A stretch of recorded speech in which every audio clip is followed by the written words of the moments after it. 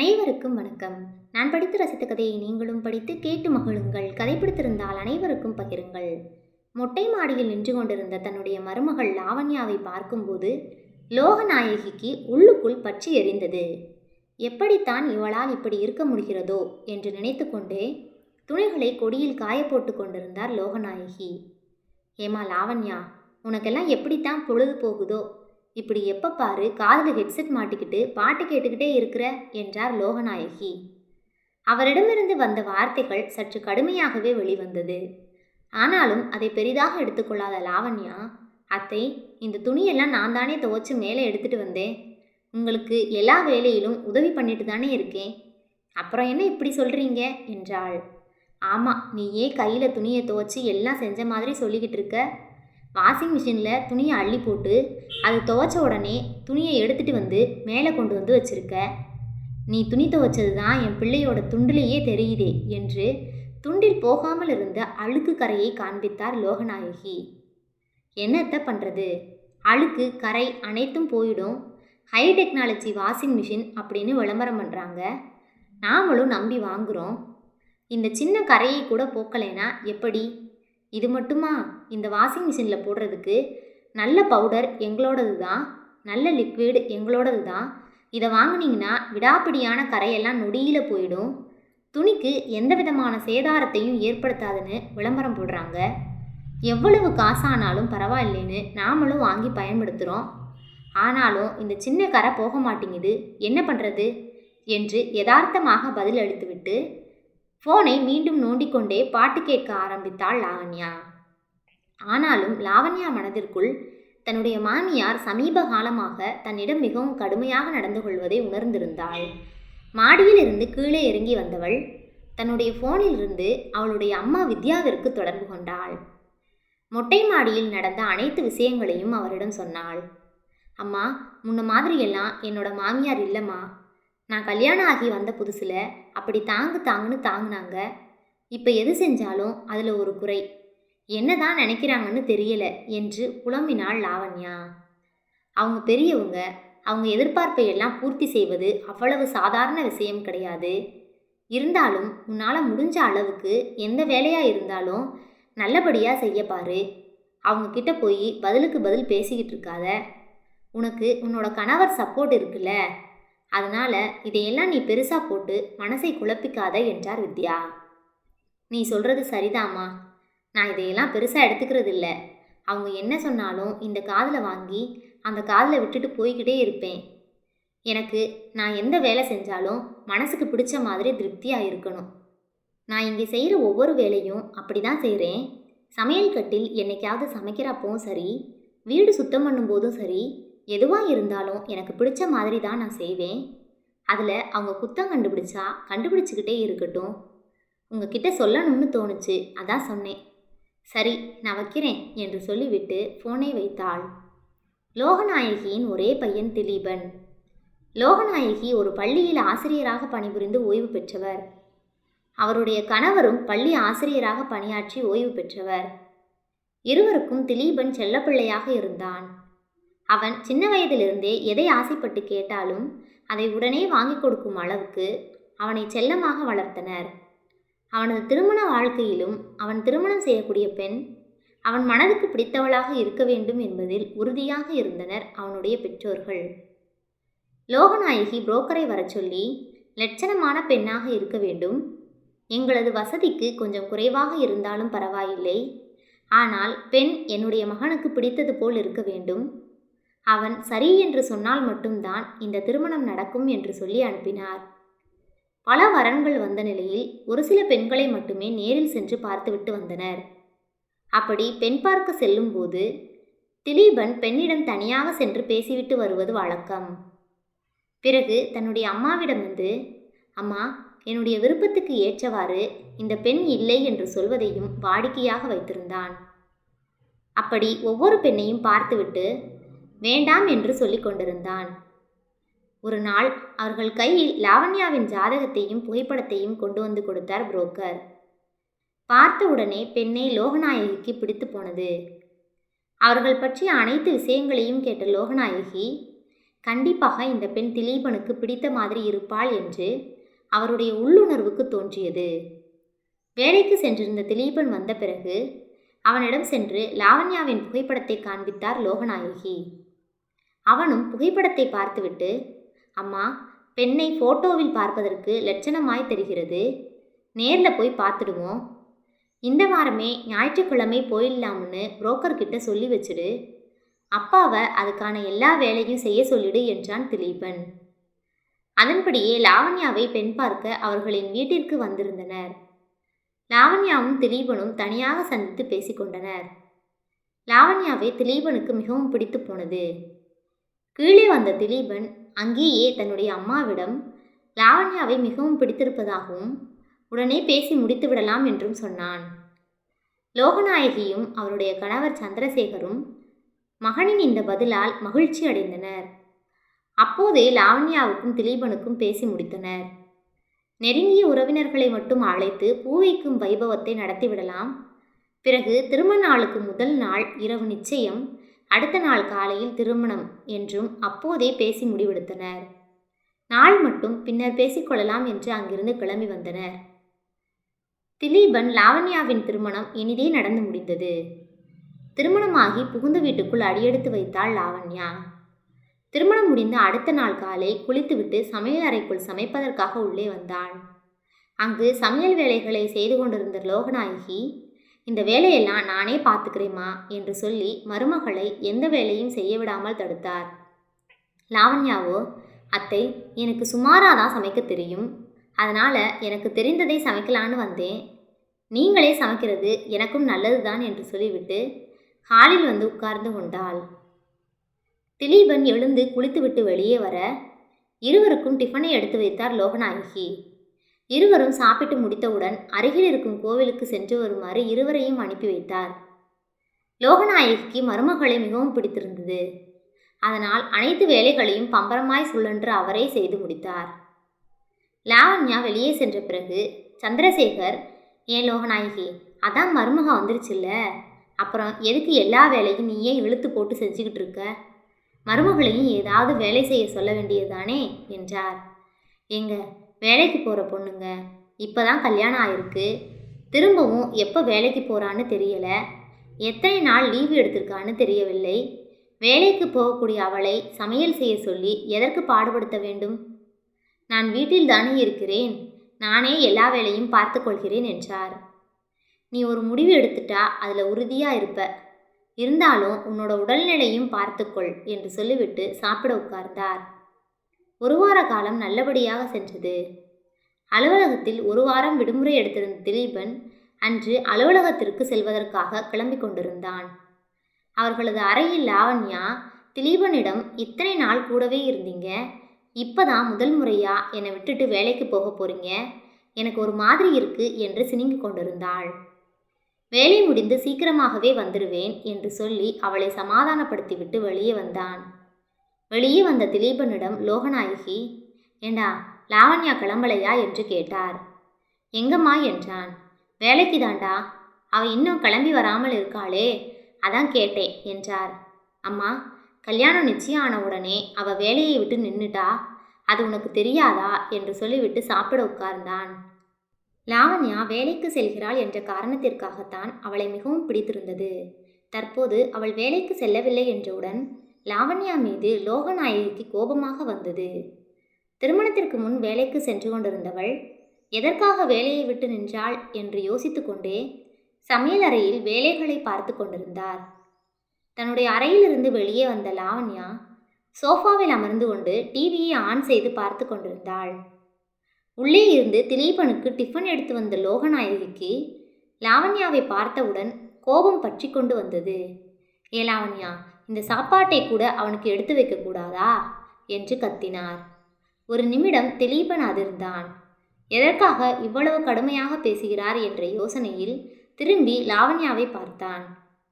அவள் சோஃபாவில் இருந்து எழுந்து வந்து, அத்தை, எல்லா வேலையும் நீங்களே இழுத்து போட்டு செய்கிறீங்க, நான் செய்கிறேன்னு சொன்னாலும் வேணாம்னு சொல்லுவீங்க, இப்போ என்னடானா இதை எடுத்து வைக்கல அதை எடுத்து வைக்கலன்னு கத்திட்டு இருக்கீங்க என்று சொல்லிக்கொண்டே சமையலறையிலிருந்து சட்னியை எடுத்து கொண்டு வந்து திலீபனுக்கு ஊற்ற ஆரம்பித்தாள். முணங்கிக் கொண்டே வேலைகளை பார்த்து கொண்டிருந்தார் லோகநாயகி. திலீபன் சாப்பிட்டு முடித்து வேலைக்கு எழுந்து சென்றவுடன் லாவண்யா சாப்பிட உட்கார்ந்தாள். அப்போது உள்ளே இருந்து வந்த லோகநாயகி, லாவண்யா, கல்யாணத்துக்கு முன்னாடி வேலைக்கு போயிட்டு இருந்ததானே, எதுக்காக வேலையை விட்டு நின்னுட்ட என்று கேட்டார். எனக்கு வேலைக்கு போகிறது பிடிக்காது. படித்து முடிச்சுட்டு சும்மா இருக்கோமே அப்படிங்கிறதுக்காகத்தான் வேலைக்கு போயிட்டு இருந்தேன். என்னோட கனவு திருமணத்திற்கு பிறகு ஹவுஸ் ஒய்ஃபாக இருக்கிறதும் வீட்டை அழகாக வச்சுக்கிறதும் தான் என்றாள். அப்புறம் எதுக்கு இத்தனை டிகிரி படிக்கணும்? பேசாமல் சும்மாவே இருந்திருக்கலாம் என்றார். அத்தை, படிக்கிறது வேலைக்கு போகிறதுக்காக மட்டும் இல்லை, அறிவை வளர்க்குறதுக்கும் தான். அதுக்கு எத்தனை டிகிரி படித்தா என்ன என்றாள். நீ வேலைக்கு போகிறேன்னு நினச்சி தான் எந்த வேலையும் செய்ய வேண்டாம்னு சொன்னேன். நீ வெட்டியாக வீட்டில் தானே இருக்க போகிற. அதனால் காலையில் சீக்கிரம் எழுந்து வந்து சமையல் வேலையை பாரு. சீக்கிரமே நன்றாக சமைக்க கற்றுக்கோ என்றார். இதைத்தான் நான் அன்னைக்கே சொன்னேன். எனக்கு சமைக்கிறது தான் ரொம்ப பிடிக்கும். சரி, நான் காலையில் சீக்கிரமாகவே சமையல் அறைக்கு வந்துடுறேன் என்றாள். அதன் பிறகு ஒவ்வொரு நாட்களும் லோகநாயகி லாவண்யாவிடம் வெறுப்புடனே நடந்து கொண்டார். லாவண்யாவை சிறிது நேரம் கூட ஓய்வாக இருக்க விடாமல் ஏதாவது வேலையை சொல்லிக்கொண்டே இருந்தார். லாவண்யா எதையும் பெரிதாக பொருட்படுத்த மாட்டாள். அவர் கடுமையாக பேசினாலும் வீட்டை பராமரிப்பது, சுத்தமாக வைத்துக் கொள்வதெல்லாம் அவளுக்கு பிடித்த வேலை என்பதால் அதை மனம் கோணாமல் செய்து முடிப்பாள். அப்படித்தான் அன்றும் துணிகளை துவைத்த பிறகு மாமியார் அவளை மொட்டை மாடியில் ஏதேதோ சொல்லி கொண்டிருந்தார். அடுத்த நாள் அவளுடைய மாமியார் பேசிய வார்த்தைகள் லாவண்யாவை மிகவும் பாதித்தது. அவளுக்கு அழுகை வர துவங்கியது. தன்னுடைய அம்மாவிற்கு ஃபோன் செய்து மாமியார் மிகவும் கடுமையாக நடந்து கொள்கிறார் என்று கண்ணீருடன் சொன்னாள். திருமணமான புதிதில் அத்தை என்னை எந்த வேலையும் செய்ய விடுவதில்லை என்று சொல்வாயே, இப்போ என்ன பிரச்சனை என்று கேட்டார் வித்யா. நடந்த அனைத்தையும் தன்னுடைய அம்மாவிடம் சொல்லி முடித்தாள் லாவண்யா. வேலைக்கு போய் தான் ஆகணும்னு அவங்க ஒன்றும் கண்டிஷன் போடவே இல்லையே, அப்புறம் எப்படி வேலைக்கு போகலேன்னு சொல்லி இந்த மாதிரி நடந்துக்குவாங்க? நாங்கள் வந்து நேரில் பேசவா என்று கேட்டார். அதெல்லாம் வேணாம்மா, நானே சமாளிச்சிடுவேன். ஆனாலும் ரொம்ப கடுமையாக பேச ஆரம்பிச்சிட்டாங்க. அதான் மனசுக்கு ஒரு மாதிரி இருந்துச்சுன்னு உனக்கு ஃபோன் பண்ணேன், வேற ஒன்றும் இல்லை என்றாள் லாவண்யா. நீ எதுக்கும் உன்னுடைய கணவர்கிட்ட சொல்லி வை, அவர் உன்னுடைய மாமியாரிடம் பேசி பார்க்கட்டும் என்று சொன்னார் வித்யா. சரிம்மா என்று சொல்லிவிட்டு ஃபோனை வைத்தாள். அன்று முழுவதும் கணவரிடம் சொல்லிவிடலாமா என்று யோசித்தாள். ஆனால் அவளுக்கு அது சரியானதாக படவில்லை. நன்றாக யோசித்து பார்த்தவள் ஒரு முடிவுக்கு வந்தாள். இந்த ஒரு மாதத்தில் மாமியாரை பற்றி நன்றாக தெரிந்து வைத்திருந்தாள். நான் ஒரு வார்த்தை கூட எதிர்த்து பேசவில்லை என்பதால் தான் இவர் இப்படி நடந்து கொள்கிறார். நான் ஒரு முறை எதிர்த்து பேசினால் அமைதியாக இருந்து கொள்வார் என்பது அவளுக்கு தெள்ளத் தெளிவாக தெரிந்தது. அடுத்த நாள் காலையில் மாமியார் தன்னை ஏதாவது சொல்லும்போது அவரை பதிலுக்கு பதில் பேசிவிட வேண்டும் என்ற உறுதியோடு இருந்தாள். அடுத்த நாள் காலையில் சமையலறையில் காய்களை நறுக்கி கொண்டிருந்த லாவண்யாவின் அருகில் வந்த லோகநாயகி, ஏ லாவண்யா, எதுக்காக இப்படி பொடுசா கட் பண்ணிக்கிட்டு இருக்க? இதை கொஞ்சம் பெருசாக கட் பண்ணி போட்டாதான் நல்லா இருக்கும் என்றார். அத்தை, நான் இந்த வீட்டுக்கு வந்து 1 மாதம் ஆகுது. இப்போது சமையல் முழுக்க நான் தான் பண்ணுறேன். எப்படி சமைக்கணும்னு எனக்கு தெரியும். இத்தனை நாள் நீங்கள் எனக்கு சொல்லி கொடுத்ததெல்லாம் போதும். இப்போ நீங்கள் பேசாமல் வெளியே போகிறீங்களா, இல்லை நான் இந்த சமையல் அறையை விட்டு வெளியே போகவா என்றாள். என்ன சொன்னாலும் கோபப்படாமல் இருக்கக்கூடிய லாவண்யா இன்று கோபப்பட்டு வார்த்தைகளை கொட்டியதால் மனமுடைந்து போனார் லோகநாயகி. இதை அவர் எதிர்பார்க்கவில்லை. என்ன செய்வது என்று தெரியாமல் சமையலறையை விட்டு வெளியே வந்தார். அவருடைய அறைக்கு வந்த லோகநாயகி 2 டிகிரி படித்து முடிச்சுட்டு வெட்டியாக வீட்டில் உட்கார்ந்துருக்கா. இதில் சமையல் செய்கிறாளாம், வீட்டை பார்த்து கொள்கிறாளாம். அதுதான் அவளுக்கு பிடிக்குமாம். இவளை தங்கத்தட்டில் வைத்து நான் தாங்க வேண்டுமா என்று முணுமுணுத்து கொண்டே உட்கார்ந்திருந்தார். திலீபன் வேலைக்கு கிளம்பி சாப்பிட உட்கார்ந்தான். அம்மா, சாப்பிட வாங்க என்று குரல் கொடுத்தான். நீ சாப்பிட்டு போ, நான் அப்புறம் சாப்பிட்டுக்கிறேன் என்றார் லோகநாயகி. திலீபன் சாப்பிடும்போது அருகில் உட்கார்ந்து சாப்பிடுவது லோகநாயகியின் வழக்கம். அவர் சாப்பிட வரவில்லை என்று சொன்னவுடன் திலீபன் திரும்பி லாவண்யாவை பார்த்தான். என்ன ஆனது என்று கேட்டான். எனக்கு என்ன தெரியும், நான் பாட்டுக்கு சமையல் அறையில் வேலைகளை பார்த்து கொண்டிருக்கிறேன். எனக்கு எதுவும் தெரியாது என்று சொல்லிவிட்டு அவன் தட்டில் இட்லியை எடுத்து வைத்தாள். சாப்பிட்டு முடித்துவிட்டு அவன் வேலைக்கு கிளம்பி சென்ற பிறகும் வெகு நேரமாகியும் லோகநாயகி சாப்பிட வரவில்லை. லாவண்யா சாப்பிட உட்கார்ந்தாள். ஆனாலும் அவளுக்கு மனம் வரவில்லை. உள்ளே சென்று அத்தையை சாப்பிட அழைக்கலாம் என்று அவள் மனம் சொல்லியது. லோகநாயகியின் அறைக்கு சென்றாள். சந்திரசேகர் ஏற்கனவே சாப்பிட்டு முடித்துவிட்டு வெளியே சென்றிருந்தார். ஆதலால் அறையில் லோகநாயகி மட்டுமே இருந்தார். அத்தை, சாப்பிட வாங்க. எதுக்காக சாப்பிடாம உட்கார்ந்துருக்கீங்க என்றாள். நீ போய் சாப்பிடு. எனக்கு எப்போ பசிக்குதோ அப்போ சாப்பிட்டுக்குவேன். இந்த அக்கறையா இருக்கிற மாதிரி நடிக்கிறதெல்லாம் வேண்டாம் என்றவர் பேசுறதெல்லாம் பேசிவிட்டு அப்படியே நல்லவ மாதிரி வந்து பேசுறா என்று முணுமுணுத்தார். நான் ஒரு நாள் பேசினதுக்கு உங்கள் மனசு எவ்வளவு கஷ்டப்படுது. இந்த ஒரு மாசத்துல எவ்வளவு வார்த்தைகளை கொட்டியிருப்பீங்க. அப்போ என்னோட மனசு எவ்வளவு கஷ்டப்படும். கொஞ்சமாவது யோசிச்சு பார்த்தீங்களா? அப்படி நான் என்ன பண்ணேன் என்றாள். லோகநாயகி சட்டென்று திரும்பி, ஆமாம், நீ என்கிட்ட சொல்லிட்டு வேலையை விட்டு நின்று இருக்கணும். உன் பாட்டுக்கு திருமணம் நிச்சயம் ஆன உடனே வேலையை விட்டு நின்னா என்ன அர்த்தம்? என் பிள்ளை ஒத்தையாக கஷ்டப்பட்டு சம்பாதிக்கணுமா? இந்த காலத்தில் 2 பேரும் வேலைக்கு போனாதான் நல்லபடியாக வாழ முடியும். எல்லாம் உங்கள் நல்லதுக்குத்தானே என்றார். அத்தை, இந்த வீட்டில் என்ன குறை இருக்குது? அதுவும் இல்லாமல் உங்களோட மகன் எவ்வளவு சம்பளம் வாங்குகிறார் என்று உங்களுக்கு தெரியுமா? அது மட்டும் இல்லாமல் நீங்கள் 2 பேரும் வேலைக்கு போய் எவ்வளவு சம்பாதித்து வைத்திருக்கிறீர்கள் என்று தெரியுமா? இது போதாதுன்னு நானும் வேலைக்கு போகணுமா என்ன? சரி, நீங்கள் சொல்கிறபடியே நானும் வேலைக்கு போயிருந்தால் என்ன நடந்திருக்கும் என்று உங்களுக்கு தெரியுமா என்றாள் லாவண்யா. புருவத்தை உயர்த்தி சற்று ஆச்சரியத்துடன் என்ன நடந்திருக்கும் என்றார்.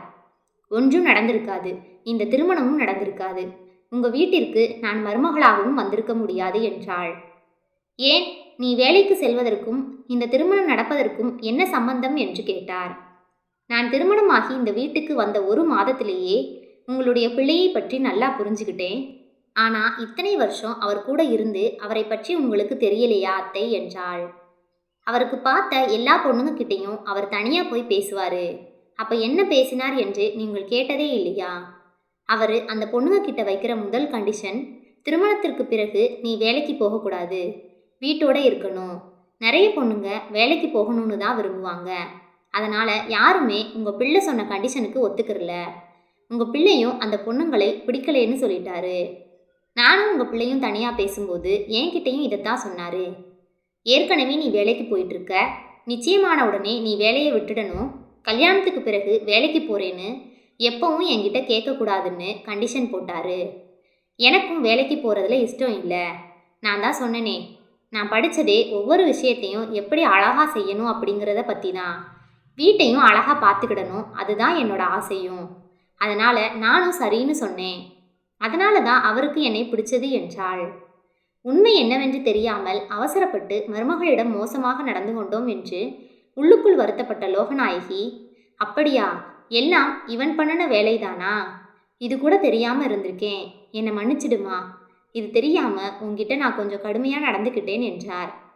அத்தை, இந்த வீட்டுக்கு வந்த 1 வாரத்திலேயே உங்களை பற்றி நான் நல்லா புரிஞ்சுக்கிட்டேன். அதனால் எனக்கு எந்த பிரச்சனையும் இல்லை. இப்போ நீங்கள் சாப்பிட வாங்க என்று அவரை அழைத்து கொண்டு சாப்பிட சென்றாள். லோகநாயகி நடந்த விஷயங்களை தன்னுடைய கணவரிடம் சென்று சொல்ல, அவரோ, நீ நினைக்கிற மாதிரி 2 பேரும் வேலைக்கு போனாதான் இந்த காலத்தில் நல்லபடியாக வாழ முடியும். ஆனால் நம்ம வீட்டில் நிலைமை அப்படி இல்லை. அதை முதல்ல நீ புரிஞ்சுக்கோ. அதுவும் இல்லாமல் இது அவங்களோட வாழ்க்கை. அவங்க வாழ்க்கையில் ஒவ்வொரு முடிவையும் அவங்களே எடுக்கட்டும். நம்ம வெளியிலேருந்து எது சரி எது தப்புன்னு சொன்னால் மட்டும் போதும். நீ இதை செய்யக்கூடாது, இதைத்தான் செய்யணும் என்று சொல்ல ஆரம்பித்தால் இந்த குடும்பத்தின் நிம்மதியே பறிபோய்விடும் என்றார். நீங்கள் சொல்வதும் உண்மைதான். மருமகளை சரியாக புரிந்து கொள்ளாமல் அவசரப்பட்டு பேசிவிட்டேன் என்றார் லோகநாயகி. சரி விடு, அதான் இப்போ எல்லா உண்மையும் உனக்கு தெரிஞ்சிருச்சு, இனி எந்த பிரச்சனையும் இல்லை என்றார். அவர் சொன்னபடியே கொஞ்ச நாட்களில் மாமியார் மருமகள் இருவருக்கும் இடையே நல்லவிதமான இணக்கம் ஏற்பட்டது. லாவண்யா தான் நினைத்தபடியே வீட்டை மிகவும் அழகாக வைத்து கொண்டாள். அவளது வாழ்க்கையும் மிகவும் அழகாக மாறியது. நன்றி. கதை பிடித்திருந்தால் லைக் பண்ணுங்கள், ஷேர் பண்ணுங்கள், சப்ஸ்கிரைப் பண்ணுங்கள். உங்களுடைய கருத்துக்களை கமெண்ட் பாக்ஸில் தெரிவிக்கவும். தங்கள் ஆதரவிற்கு நன்றி.